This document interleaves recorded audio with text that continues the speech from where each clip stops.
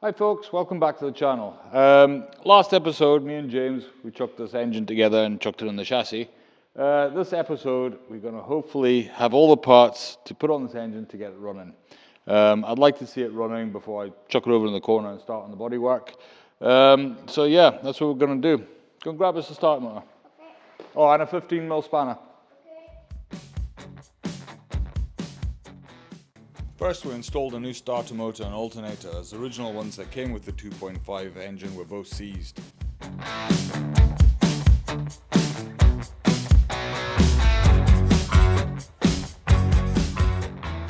Next, it was the inlet and exhaust manifold. I had to replace the exhaust manifold as the original one was cracked. Fortunately, Quick Parts still supply these new.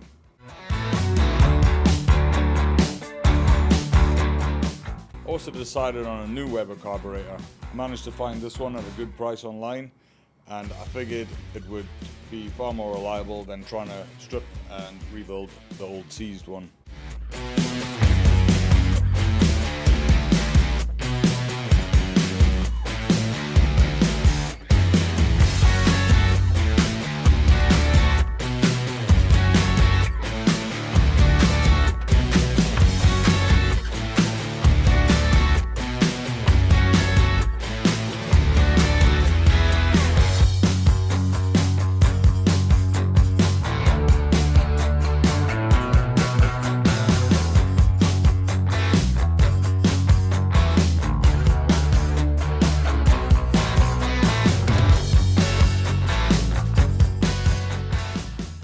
As I'd already bought an exhaust system for a 2.25 litre engine, I had to modify it to fit the 2.5 litre. The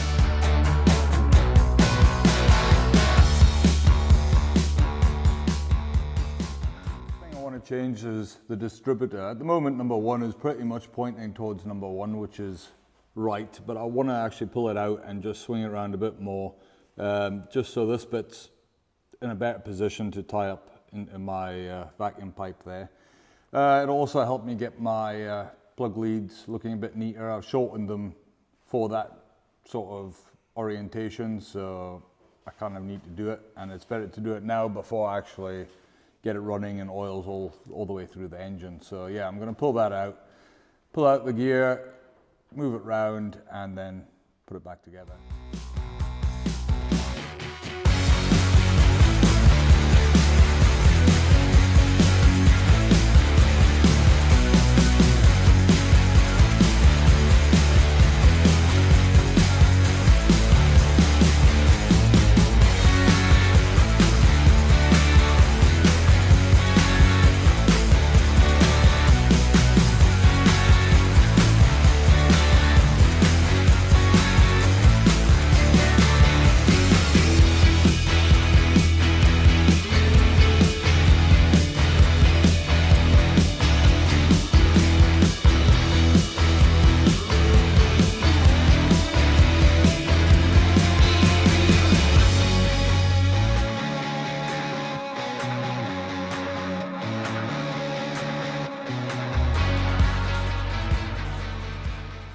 Right, so that's the distributor done. I've got number 1 pointing in the where I wanted to. It basically just needed jumped over a tooth.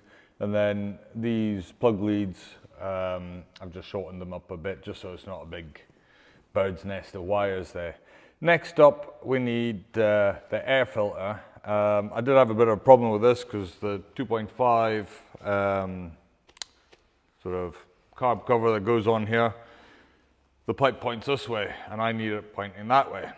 A very nice man from the internet sent me this, and the idea was that I needed to copy it and print my own, because this was just his prototype one, and that would have sat on here, and then you can put the standard series one on facing that way. Problem is, I'm a bit of a Neanderthal and my 3D drawing and printing skills aren't quite up to this level. So I did the next best thing. I got my favorite hammer, my grinder, and my welder out, and I modified the original series one. Basically, I welded on flange at the bottom, widened it here, widened it here, and the end result is something that's gonna be like that, which should work. I'm not saying I'm not going to do the 3D printed one at a later date. I'm just not quite up to that level. So when I am, I might give it a bash, but that one actually doesn't look too bad, and I think it's going to work.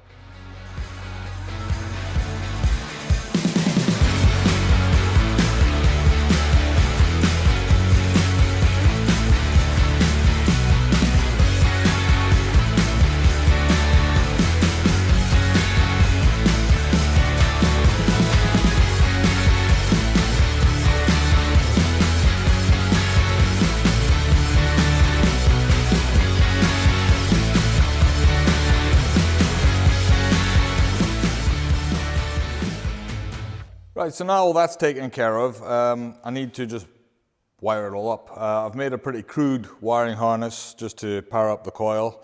Coil's mounted up on here just for now. That's just temporary. What I have got is the biggest battery I could buy that fitted in my battery tray. 95 amps, which is way too big. Didn't need it, but at some point I might fit a heated windscreen and maybe even heated seats, because I like to be able to daily this thing if I feel like it. So yeah, I've also updated the alternator, and of course I'll put in a bigger wire from the alternator to the battery just to handle that. So yeah, my crude wiring harness here, James, you can connect that onto the carb.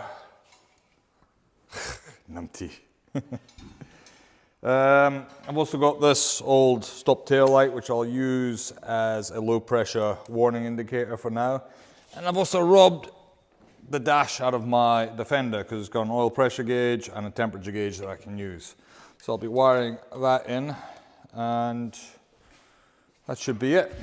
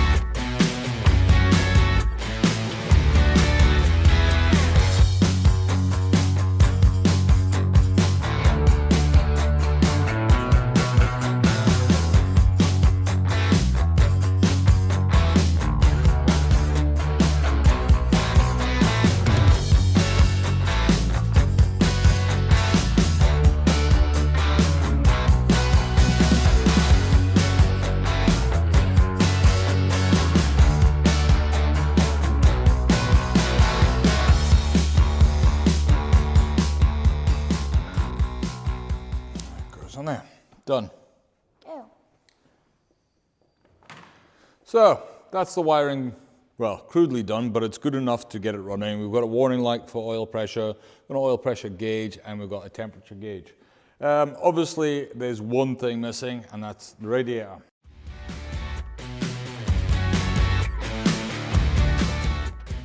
Before I fitted the radiator, I had to take care of the front panel. Unfortunately, it was a bit crusty at the bottom, so I had to basically chop the bottom off and weld in a new panel that I got from Paint and Panels.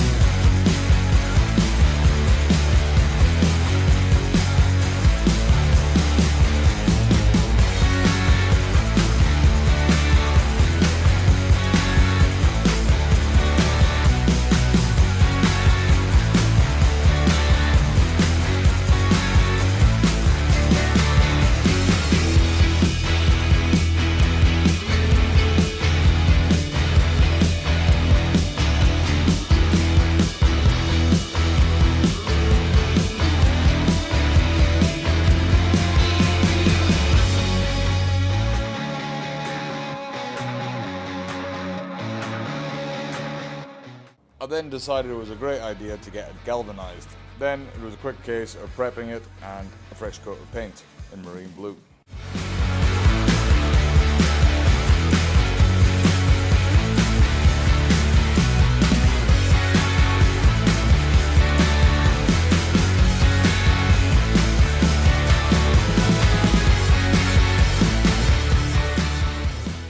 Of course, at this point, I couldn't resist temporarily fitting the grille.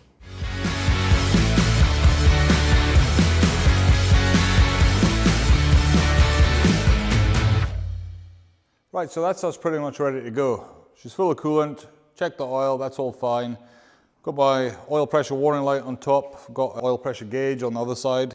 What I'm going to do first is I'm going to roll the engine over and just try and build some oil pressure. And yeah, after I've done that, I'll fill it up with fuel and then try and start it, see how I get on. Right, you go grab the starter button and the disco light, okay?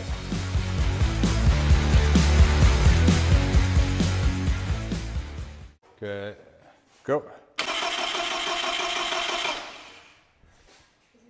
Yeah, go again, keep holding it down. Keep going.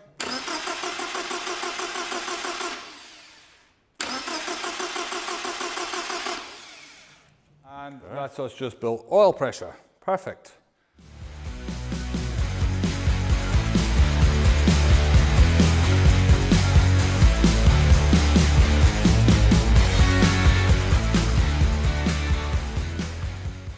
Now we just prime the fuel system. You can hear it up there, and that's it primed. So, if my calculations are correct, this should start now. So let's take this around to this side. How's the coolant level doing? Fine. So, now, we take this, go and push that button for me, please.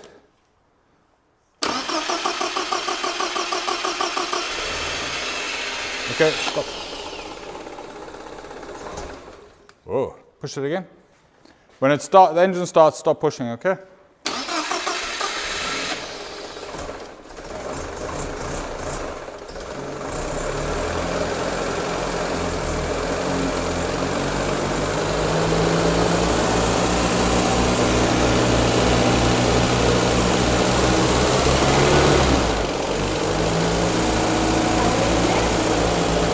So if you look here, can you see down there? Yeah. Once it started, we just spent a little bit of time setting up the timing to where it was happy.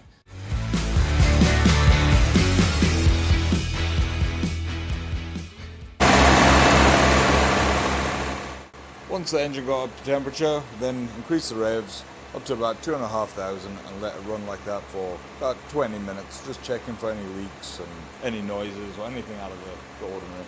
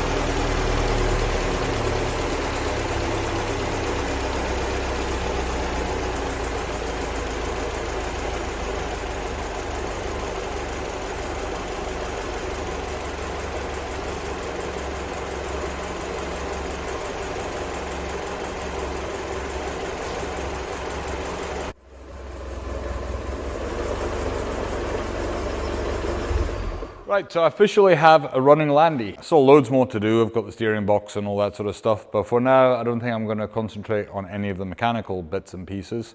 I'd like to get some body work on this now. So there'll be the tub, seat box, and then the bulkhead. That needs new footwells. But yeah, the original plan for this was to just chuck on the body work and go for the sort of patina look, but I've got the chassis and the engine looking like this. I'd like to preserve it for as long as possible. Maybe even give it to James here when I'm done with it. So I think it's gonna get painted. The tub's pretty rough. The bulkhead is pretty rough, needs new doors. So the fact it needs the bulkhead painted and the doors, I'm just gonna paint the whole lot now.